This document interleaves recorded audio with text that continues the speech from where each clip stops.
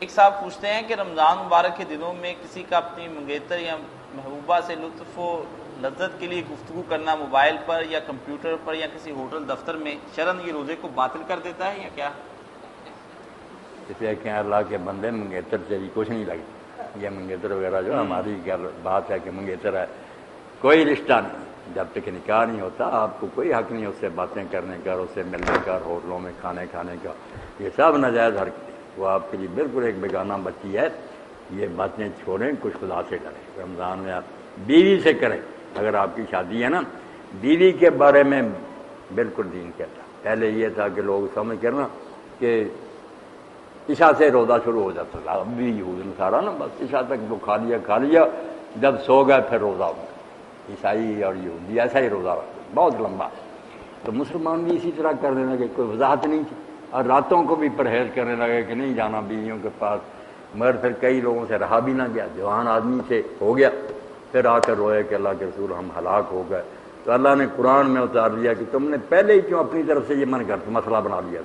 اللہ نے صرف دن کے وقت منع کیا، احل لکم لیلۃ الصیام الرفث، رات کو تمہارے لیے اپنی بیویوں کے پاس جانا حلال ہے، جایا کرو. اور جو اولاد رب نے لکھی ہے یا مزہ تمہارے لیے وہ اٹھاؤ فائدہ. اس لیے کئی علماء تو کہتے ہیں کہ پہلی رات صحبت کرنی ہے شاید پر عمل کہ یہودیوں کا توڑا جائے کہ ان کو یہ حکم تھے کہ شادیاں اس طرح نہ کرے. ہمیں چھٹی ملی ہے اس لیے رمضان کی پہلی رات ہم یہ عمل کریں کہ اللہ تیرا فضل ہے کہ تو نے اپنے نبی کے ذریعے ہمیں یہ حکم دیا. ایت ہے نا سورہ بقرہ کی، وہ کہتے ہیں اس پر عمل کرو، پریکٹیکلی کرو کہ یہود دفاع ہو. ہم اپنی دیے کو مگر دن کے وقت یہ حرام. مولانا دو لفظ قضاء اور فدیہ کے بارے میں وضاحت فرما دیں. قضاء کے معنی کیا ہیں اور فدیہ تو کی کیا باتیں اور بھی واضح کر. بعض وقت تو نوجوان بچوں نے کبھی کو اپنی بیوی سے ہاتھ اس کو لگا لیا دن کے وقت، یا بہت سارے لیے تو سمجھ لے روزہ ٹوٹ گیا، سچ مچ توڑ لیتے ہیں.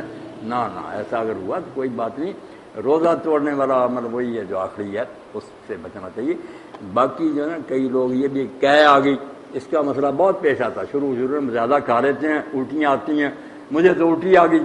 آپ الٹیاں کر کر کے بالٹی بھر دینا، روزے کا کچھ نہیں بگڑا. خدا کے لیے روزے کو نہ خراب کرے. روزہ کوئی چیز اندر جانے سے ٹوٹتا. آپ کھائیں گے اندر جا، پھر باہر نکل رہا نکلے، منہ سے نکل گیا کوئی بات. مسئلہ سمجھے یہ آتی ہے نا صورتحال پہ. جی مجھے الٹی آ گئی، سچ مچ طور پر مگر آپ سے ساتھ رکھنے پڑیں گے. حاملہ